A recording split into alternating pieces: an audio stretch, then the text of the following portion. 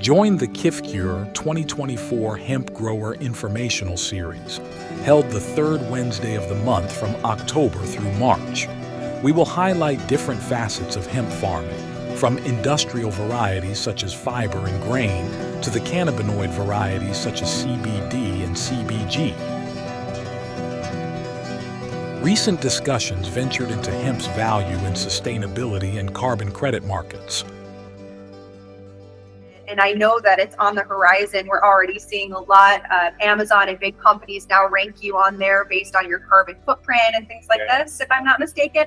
So I believe when I was listening to a podcast, and you can tell us a little bit more about your forecast here, I think they said, and I think this was last year, that in 5 years, they think that all Fortune 500 companies will be required to abide or be buying this or offsetting their carbon. What's your thoughts on this? Yeah, I don't know that. I don't know the stat on that. I do know that where we are I think we're all confused as to where we are as in the food and ag industry as a whole, because there's so much market discovery or just discovery in general that has to happen. So a lot of what we're helping out with is data, is discovering that there's data available to do this in a way that is long term is a viable option. It's not just this, hey, cool, let's catch this carbon market trend as it comes through the neighborhood kind of thing. So I think the long term, I really don't have the confidence that it would be mandated, right? Like, there's one thing I learned about working with the government is that they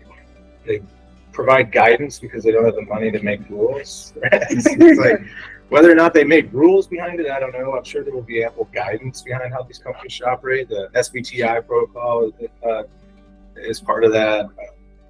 There's a lot of guidance provided by SBTI. I would just say that whether or not it's mandatory, people have to decide whether or not they want to. Well, and it's really a choice. Yeah, and like we talked about the other day, I mean, it's all about the downstream. So the people that were selling the finished, really just the decorticated fiber. So good example in that would be the concrete manufacturers. Totally. What's one of the most pollutant of carbon in our world is the production of concrete. So if we can reduce some of that by putting in 30% of concrete to be hemp herd, then that concrete manufacturer, there's a bunch of them right down the road here, would think that they're going to have some carbon offset requirements. That's easy math too, because you just take this, like hemp fiber is like 40% carbon. So you just take your dry matter times 40%, and you know how much carbon you're selling.